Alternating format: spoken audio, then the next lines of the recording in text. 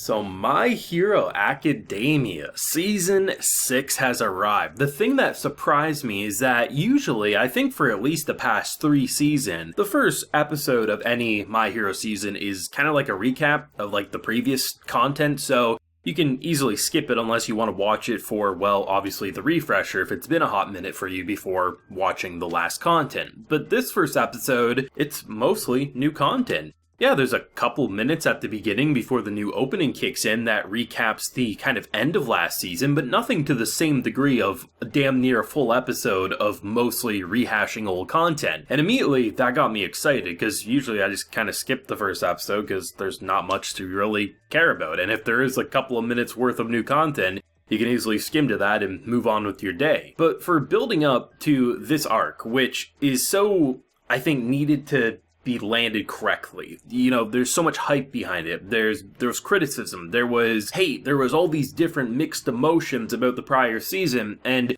this season supposedly needs to be 100% perfect for it to live up to the expectations that were there well before even Season 5 dropped. And obviously it's too soon to tell what it's gonna look like, but based on what could be seen as a setup episode for the season, it was immediately just kind of sucked me in to say, this is not only the biggest, it's also the most deadly battle that these characters have faced to date. And like, this is just the start of it. It's obviously going to get far worse before it even potentially gets better. But I love the fact that to just see the scale and scope of the two different teams, their two different equally important missions, and the vast number of heroes. There's literally one hero just kind of straggling in the distance of the normal city, as you have everyone and their mother basically geared up to fight the horrible monstrosities that they're about to experience. There was actually some pretty sick Saga moment in like the very end of the episode, which I have a feeling like most of the attention for like the more crisp and polished details are going to go to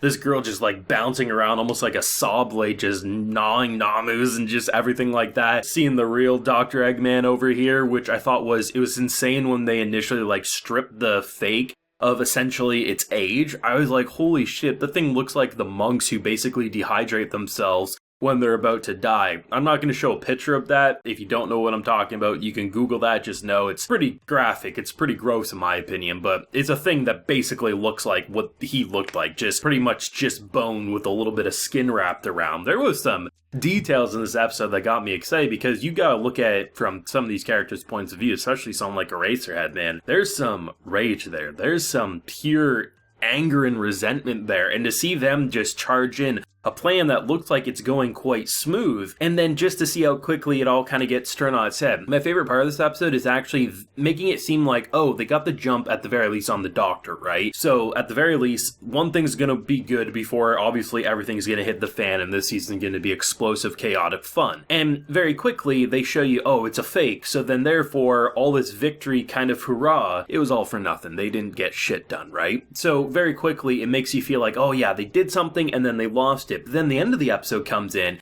and you see basically the same reaction to the real one, who basically is like, oh shit, they found me, how the hell am I gonna finish my work, because I was kind of hidden on purpose so that I'd be able to do everything I need to. They definitely had some fun with what can be seen as a setup episode, and rather than it just feeling like a blank recap like we're used to, which I just ignore them, they don't really bother me in the way of like, oh, My Hero Academia season's ruined because the first episode is a recap. I just got used to just skipping them more or less. But it does make me happy that it feels like it's just getting more attention than maybe the prior season did get. There's a lot about it that just gives me hope, and it's small details that maybe some people say there's no use getting your hopes up over, but to me, being someone who's been watching this show ever since it started up in season 1 there, I mean, the fact that you don't have as many repeats with character names and character powers, which we're pretty used to always seeing. Oh, a character we've seen a billion times over, let's reintroduce them, which I do understand that's basically because of television,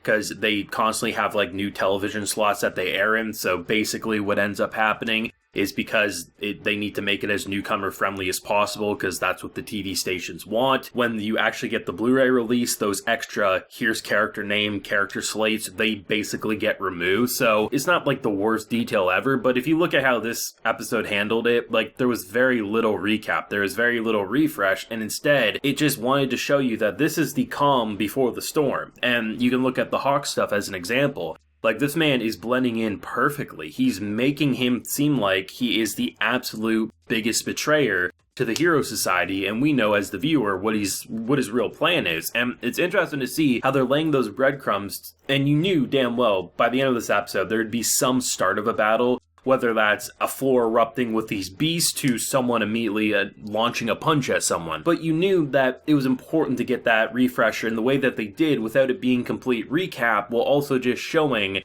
the final steps before their big battle here that's probably going to take all goddamn season to complete, based on the scope and scale of what they're doing. It's obviously too early to tell if the production will be better than last season. There was definitely some lows, there was definitely some highs in Season 5, but I think overall the general look of the season feels what you would expect from My Hero. And like I said, there were some crisp shots. I mean, some of those character shots, like the one I used in my thumbnail as an example, crazy details for sure, and there was some good animation for some of those attacks as well. So I felt like this was, in a lot of ways, probably some of the most excited I've been at a very first episode that I watch. And I'm considering like the episode 2s of most My Hero seasons to kind of be the official first episode, because they're usually the ones that actually start an arc or they get the kind of ball rolling, the momentum going. So for me, leaving an episode, which I'm always excited for more My Hero, there's always a lot of negativity surrounding this show, and even when I have issues with it, I've never been the biggest hater of this show. I've always been having fun with this show, and I probably always will. But for me, it just feels like, comparing the last couple of seasons with how they kick off the season, it just feels like because of all the setup of last season,